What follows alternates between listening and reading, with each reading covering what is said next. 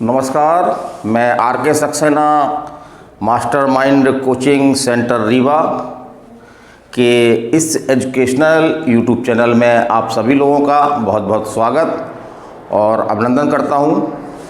आज का मेरा वीडियो बहुत ही महत्वपूर्ण वीडियो है और आज का वीडियो मेरा जो है वो नीट पर है। तो उन बच्चों के लिए जो 12th लेकर के बायो का भी एग्ज़ाम दे रहे हैं, फरवरी माह में जो एग्ज़ाम चल रहे हैं 2022 में, या जो नीट की पहले से तैयारी कर रहे हैं, तो उन सभी लोगों के लिए बहुत बेसिक और उपयोगी है। तो इसमें टॉपिक में मैं कुछ चीज़ों पर विचार करूंगा, तो आप इस वीडियो को पूरा देखें ताकि कोई भी जानकारी आपके लिए जो महत्वपूर्ण है वो छूटने ना पाए। तो पहला तो हमारा रहेगा कि नीट है क्या। ये नीट का फुल फॉर्म क्या है, इसको हिंदी में क्या बोलते हैं और इसका आयोजन कौन करता है, फिर कौन लोग जो है वो ये नीट का एग्ज़ाम दे सकते हैं, तो उनके लिए क्या अनिवार्य योग्यताएं हैं जो नीट का एग्ज़ाम दे सकते हैं, कौन लोग नीट का फॉर्म डाल सकते हैं, फिर नीट का एग्ज़ाम जो दे रहे हैं तो नीट के लिए सिलेबस क्या है, क्या क्या चीज़ें उनको पढ़नी है उसमें, तो मैं बताऊंगा। फिर अगला हमारा रहेगा आपका कि नीट का जो है वो पैटर्न क्या है, तो नीट का एग्ज़ाम कैसा होता है, कितने घंटे का होता है, उसमें कितने क्वेश्चन होते हैं, फुल टोटल मार्क्स कितने होते हैं, माइनस मार्किंग है या नहीं है, सबके बारे में जानकारी दूंगा मैं आज। और कैसे करें तैयारी, तो नीट की तैयारी कैसे करें, वो आपकी सटीक रणनीति क्या हो जिससे आप नीट की तैयारी करें, अनावश्यक उलझनों में न फंस करके, अनावश्यक बुकों में न फंस करके आप एक सॉलिड ढंग से जो है वो नीट का एग्ज़ाम की तैयारी करें और सफलता प्राप्त करें। फिर कितने नंबरों में मिलता है कॉलेज, तो कट ऑफ मार्क्स भी मेरे वैसे वीडियो में बताया गया है। हमारे सर हैं राजीव सक्सेना, तो बायो की फैकल्टी हैं वो, तो उन्होंने अपना जो है कट ऑफ मार्क्स कई बच्चों से बात करके, विश्लेषण करके, अनुसंधान करके और कट ऑफ मार्क्स जो है वो बताए हैं। तो चलिए हम शुरू करते हैं। तो पहला क्या है कि नीट क्या है। तो नीट जो है वो एक प्रकार से एक एडमिशन टेस्ट है जिसके माध्यम से विभिन्न सरकारी कॉलेजों में जो MBBS के कोर्स संचालित होते हैं या जो डेंटल के कोर्स संचालित होते हैं, तो उनमें एडमिशन प्राप्त करने का जो है एक माध्यम है ये। और नीट का फुल फॉर्म क्या है, तो नीट का फुल फॉर्म जो है आपका है नेशनल एलिजिबिलिटी एंट्रेंस टेस्ट। क्या है? National eligibility entrance test. तो इसको अगर हम हिंदी बोलें तो नेशनल मतलब होता है राष्ट्रीय, और एलिजिबिलिटी मतलब होता है पात्रता, और एंट्रेंस माने होता है प्रवेश, और टी माने होता है टेस्ट।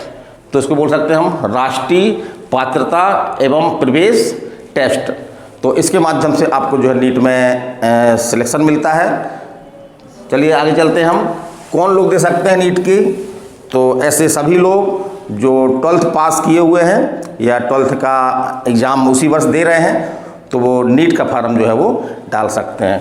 अब हम बात करें आयु की, तो आयु इसमें क्या ज़रूरी है, न्यूनतम आयु इसमें 17 वर्ष है और अधिकतम आयु जो है इसमें 25 वर्ष है। लेकिन जो आपके ST, SC, OBC के छात्र हैं तो उनको आयु सीमा में जो है वो उनके लिए 30 वर्ष आयु सीमा रखी गई है। और एक चीज़ हम इसमें और बता दें कि अभी जैसा कि एक नया आरक्षण शुरू किया गया है, जो अनारक्षित वर्ग में आते हैं उनके लिए एक EWS। तो EWS में इस तरह की चर्चाएं चल रही हैं कि इनको जो आरक्षण दिया गया है तो इनको जो अन्य लाभ हैं, जैसे कि एज वगैरह में छूट दी जाए, तो इस तरह से पूरी संभावना है कि जो अनारक्षित वर्ग के हैं और EWS कैटेगरी में आते हैं तो उनको जो है वो एज में छूट मिल सकती है। तो उनके लिए एज भी जो है वो 30 वर्ष उनके लिए एज हो सकती है। तो ऐसे लोग भी तैयारी करें। और इसके लिए जैसे मैंने बताया कि 12th में जो है वो 12th में आपके जो है सब्जेक्ट होने चाहिए। तो सब्जेक्ट जो है वो आपका फिजिक्स, केमिस्ट्री और बायो के साथ जो है वो कम से कम उन्होंने 50% जो है नंबर उनके होने चाहिए। 50% उनकी डिवीज़न में जो है अंक है, 50% अंक होने आवश्यक हैं। इस तरह से ST, SC, OBC को जो है वो अंकों में जो है वो छूट दी गई है। अब हम बात करें इसका कि इसका सिलेबस क्या है, तो हम इसकी सिलेबस की बात करते हैं। तो इसका सिलेबस कोई अलग से नहीं है। इसका सिलेबस जो है आपका, जो हम 11th-12th में जो हम स्कूलों में जो 11th-12th की जो किताबें चलती हैं NCERT, तो वही इसका जो है वो सिलेबस है। तो 11th प्लस 12th में जो आपका फिजिक्स का हो गया, केमिस्ट्री का हो गया और बायो का हो गया, फिजिक्स, केमिस्ट्री और बायो, इसकी जो NCERT बुकें हैं वही आपका जो है जो भी उसमें टॉपिक हैं, 11th में जो टॉपिक हैं, जो 12th में वो टॉपिक हैं, दोनों टॉपिकों को मिला करके ये हमारा जो है वो सिलेबस होता है। तो इन्हीं का अध्ययन करना है हमको, और हम आगे ही बताएंगे कि इनके अलावा भी क्या हमको अध्ययन करना है, ये हम आगे बताने जा रहे हैं। फिर हम बात करते हैं कि परीक्षा पैटर्न की। तो परीक्षा पैटर्न जो है 2021 में थोड़ा सा चेंजिंग हुई है। पहले इसमें आपके जो है वो 180 क्वेश्चन आते थे, 45 क्वेश्चन आपके फिजिक्स और केमिस्ट्री के होते थे, और बायो के आपके क्वेश्चन टोटल 90 होते थे। लेकिन थोड़ा सा इसमें परिवर्तन किया गया है। तो अब प्रश्नों की संख्या आपकी जो है वो, प्रश्नों की संख्या जो है आपकी वो है 200 है, माने 200 प्रश्न आएंगे, और समय जो आपको दिया गया है वो 3 घंटे का दिया गया है। 3 घंटे में आपको 200 प्रश्न हल करने हैं। और इसमें आप जो है फिजिक्स में आपके 50 क्वेश्चन, केमिस्ट्री में आपके 50 क्वेश्चन, और बायो, जूलॉजी और बॉटनी, इसमें आपके जो है वो 100 क्वेश्चन होंगे। लेकिन आपको करने हैं 180 क्वेश्चन करने हैं, आपको पूरे 200 क्वेश्चन नहीं करने हैं, 180 क्वेश्चन करने हैं। तो इसमें क्वेश्चन किस तरह से करने हैं, तो इसमें क्या किया गया है, प्रत्येक सब्जेक्ट में, जैसे एग्जाम्पल के लिए हम फिजिक्स को ले लेते हैं। जैसे इसमें 4 आपके सब्जेक्ट हैं, तो हम फिजिक्स को ले रहे हैं। तो फिजिक्स में जो है वो एग्जाम्पल के ले रहे हैं फिजिक्स। तो फिजिक्स में कुल क्वेश्चन आपके कितने रहेंगे, 50 क्वेश्चन रहेंगे। उसमें क्या किया गया है 2021 से कि उसमें जो है वो 2 सेट बनाए गए हैं, ए और बी, 2 ग्रुप बनाए गए हैं। तो आपका उसमें ए ग्रुप में, तो ए ग्रुप में आपके जो है वो क्वेश्चन रहेंगे आपके 35 क्वेश्चन रहेंगे, और बी ग्रुप में आपके कुल टोटल 15 क्वेश्चन रहेंगे। तो ये क्वेश्चन तो आपको अनिवार्य रूप से करने हैं, लेकिन जो 15 क्वेश्चन बी ग्रुप में जो है, इसमें से आप जो है 5 क्वेश्चन जो आपसे नहीं आ रहे हैं वो आप जो है वो छोड़ सकते हैं। तो दूसरे शब्दों में हम कहें तो हमको इस ग्रुप से कितने क्वेश्चन करने हैं, मात्र 10 क्वेश्चन करने हैं, माने 5 क्वेश्चन हमको अतिरिक्त रहेंगे इसमें, वो हमको जो है वो नहीं करने हैं। तो इसी तरह से ये सभी सब्जेक्टों में है, ये फिजिक्स में हो गया आपका, केमिस्ट्री में है, जूलॉजी में है और बॉटनी में है। तो ये थोड़ा सा पैटर्न चेंज हुआ है, बहुत ज़्यादा अंतर इसमें कुछ नहीं हुआ है, कोई घबराने की बात नहीं है। बल्कि एक अच्छी बात ये है कि हमको जो है 5 क्वेश्चन वैकल्पिक हो गए हैं, कि 5 क्वेश्चन हम जो है वो, हमसे जो कठिन क्वेश्चन नहीं बन रहे हैं, तो हम सेकेंड ग्रुप में जो बी ग्रुप में है उसमें हम 5 क्वेश्चन जो है वो छोड़ सकते हैं। चलिए हम आगे चलते हैं। तो आगे हम चलते हैं कि कैसे करें तैयारी, इसकी तैयारी कैसे करें। तो कोचिंग संस्थानों ने इसको क्या है कि प्रकार से बहुत हौवा बना रखा है, शुद्ध भाषा में कहूँ तो इसको हौवा बना रखा है कि बहुत कठिन होता है, बहुत बड़ा एग्ज़ाम है, लेकिन ऐसा है नहीं। तो बहुत कोई घबराने की आवश्यकता नहीं है। इसकी तैयारी जो हमको करना है, तो हमको सबसे प्रथम क्या करना है, आपका 11th और 12th की जो हमने NCERT बुकें पढ़ी हैं, वही बुकें हम आधार बनाएं।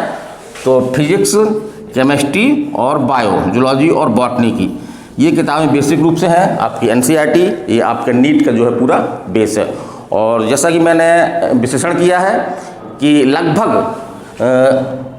यदि आप नीट के ही NCERT ही ओनली पढ़ते हैं तो आप सिलेक्शन के पास नहीं पहुंच सकते, बहुत मुश्किल सिलेक्शन होगा। क्योंकि ये देखने में आया है कि NCERT जो बुकें होती हैं वो करीब 70 से 75% क्वेश्चन जो है आपके NCERT से हूबहू मिलते हुए आते हैं।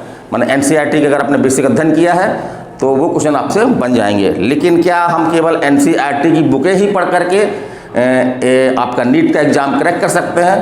तो मेरा इस संबंध में विचार ये है कि बिल्कुल नहीं।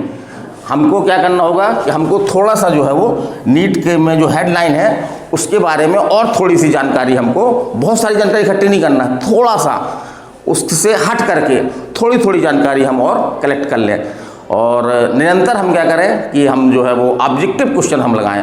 तो ऑब्जेक्टिव क्वेश्चन के लिए मार्केट में जो है सेल्फ स्कोरर के नाम से जो है वो एक प्रश्न बैंक उपलब्ध है, उसमें थ्योरी भी दी गई है और हर टॉपिक से लगभग वो सभी क्वेश्चन उसमें शामिल किए गए हैं जो कि आपके नीट में आए हुए हैं या जो पहले अन्य परीक्षाएं हुआ करती थी, स्टेट बाय स्टेट जो मेडिकल टेस्ट हुआ करते थे, एडमिशन टेस्ट हुआ करते थे, तो उनके क्वेश्चनों को भी इसमें शामिल कर रखा। तो बड़े बेसिक क्वेश्चन हैं, उनको आप प्रैक्टिस करें और एनसीईआरटी पढ़ें और एनसीईआरटी की हेडिंग के अनुसार थोड़ा बहुत उसमें दाएं बाएं थोड़ा सा और चीज़ों को जानने की जो है वो कोशिश करें, लेकिन बहुत सारी चीज़ें नहीं जानना है। और मार्केट में नीट के नाम पे बहुत सारी किताबें पड़ी हुई हैं, अवेलेबल हैं, लेकिन हमको क्या करना है कि हमको बहुत सारी किताबों के चक्कर में नहीं पढ़ना है, बल्कि हमको सिलेक्टेड किताबें लेकर के और उन्हीं को बार बार अध्ययन करें तो निसंदेह रूप से हम जो है नीट क्रैक कर सकते हैं। अब अंतिम बात मैं जो बताना चाहता हूँ कि कितने नंबरों में मिलता है कॉलेज, तो सीटें काफ़ी हैं, निरंतर सीटें बढ़ रही हैं। ऐसा अनुमान है कि 66,000 जो है वो सरकारी कॉलेजों में बीडीएस और आपके एमबीबीएस की सीटें हैं और निरंतर नए नए मेडिकल कॉलेज खुल रहे हैं। जैसे कि मध्य प्रदेश में तो ये स्कीम ही है कि हर ज़िले में जो है वो मेडिकल कॉलेज खोलने की प्लान है। जैसे सतना में नया मेडिकल कॉलेज शुरू होने वाला है, अभी हाल में है दतिया में, आपका शहडोल में पिछले साल कॉलेज खोला गया है। तो इस तरह से हर ज़िले में जो है वो आपके कॉलेज खोले जा रहे हैं ताकि आवश्यक मात्रा में जो चिकित्सक हैं वो अवेलेबल हो सकें। तो सीटें निरंतर बढ़ रही हैं, तो बिल्कुल घबराने की जरूरत नहीं है और बिल्कुल इसको हवा बनाने की ज़रूरत नहीं है। जैसा कि बहुत सारी कोचिंग संस्थानों में बहुत सारा मैटर इतना सारा मैटर दे देते हैं, तो इतना मैटर पढ़ने की ज़रूरत नहीं है। सिर्फ आप क्या करें, बेस बनाएं आप एनसीईआरटी को 11वीं-12वीं की फिजिक्स, केमिस्ट्री और बायो, जूलॉजी, बॉटनी को, और उसमें जो हेडलाइन दी गई हैं तो थोड़ी बहुत उसकी दाएँ बाएँ चीज़ बताएँ। तो आप किसी से संपर्क कर सकते हैं, जैसे कि हमारे मास्टरमाइंड कोचिंग में ही आप आ सकते हैं। और जो हमारे यहाँ पढ़ाने वाले हैं सभी फैकल्टी हमारी युवा फैकल्टी हैं जिन्होंने इस तरह का एग्ज़ाम जो है नीट निकाल करके आए हुए हैं और एमबीबीएस जो है वो अपना कर रहे हैं वो। तो ऐसे लोगों के पास एक काफ़ी अनुभव होता है, तो ये लोग एग्ज़ाम पैटर्न को ध्यान में रख करके क्लास लेते हैं। जितना आवश्यक होता है उतना ही जो है पढ़ाते हैं। अनावश्यक मैटर जो है बच्चों को बिल्कुल नहीं पढ़ाया जाता है, क्योंकि अनावश्यक मैटर पढ़ने से बच्चों में क्या होगा, घबराहट आती है और उनके पास एक बहुत बड़ा सिलेबस हो जाता है, बहुत बड़ा पढ़ने के लिए उन पर अध्ययन सामग्री हो जाती है और उसको तैयार करने में उन्हें जो है वो काफ़ी दिक्कत होती है। और अभी ऐसे कि 12th के एग्ज़ाम चल रहे हैं, आपके 24 जुलाई को जो है वो अंतिम पेपर है, बायो का पेपर है। और ऐसे लड़के जो 12th का एग्ज़ाम दे रहे हैं बच्चे, तो वो नीट 2022 का एग्ज़ाम दे सकेंगे। और ऐसी उम्मीद है कि इस बार जो है मई माह के फर्स्ट वीक में ये नीट होता रहा, तो सेशन जरूर थोड़ा सा लेट हुआ है, लेकिन इस बार सेशन सुधार लिया जाएगा और मई के माह में ही जो है नीट का एग्ज़ाम हो जाएगा। तो एक समय भी ठीक ठाक मिल रहा है, तो इसको दृष्टि रखते हुए mastermind coaching Rewa, top floor Rama Govind palace, Sirmaur चौराहा में जो है एक क्रैश कोर्स स्पेशल बैच जो है उन बच्चों के लिए जो नीट का भी वो आपका 12th का एग्ज़ाम दे रहे हैं, 24 तारीख को उनका लास्ट पेपर है, उनके लिए जो है वो एक बैच स्पेशल बैच स्टार्ट करने की हम लोगों की प्लानिंग है। तो आप उसके संबंध में हम लोगों से जानकारी ले सकते हैं और हमारा मोबाइल नंबर नोट कर लें, तो उसमें भी आपको अगर कोई भी नीट के बारे में कि कैसे फॉर्म डालें, क्या योग्यता है। हाँ, एक चीज़ हम और बताना चाह रहे हैं कि जैसे नीट में पहले क्या होता था कि 3 चांस आप दे सकते थे, माने 3 अटैम्प्ट आप कर सकते थे जब तक आपकी अधिकतम उम्र ना गुजर जाए। लेकिन अब जो है वो माननीय उच्चतम न्यायालय ने ये जो 3 अटैम्प्ट वाली बात है इसको जो है वो खारिज कर दिया है। तो आप अपने अधिकतम आयु तक, जैसे जनरल के हैं तो आप 25 तक जितने भी अटैम्प्ट चाहे आपको मिल सकते हैं, उतने अटैम्प्ट आप जो है वो दे सकते हैं। कोई अटैम्प्ट को जो है वो अब सीमा उसकी जो है वो हटा दी गई है।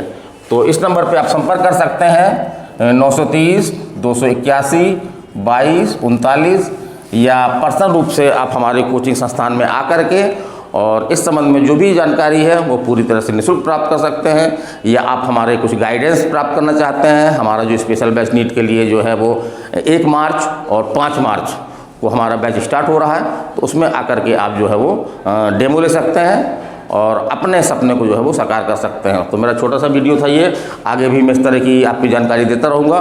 तो आज अपने आप को अपडेट रखने के लिए चैनल को आप जो है सब्सक्राइब करना चाहें तो कर सकते हैं। तो मैं आर के सक्सेना अभी सभी लोगों से विदा लेता हूँ। नमस्कार, धन्यवाद।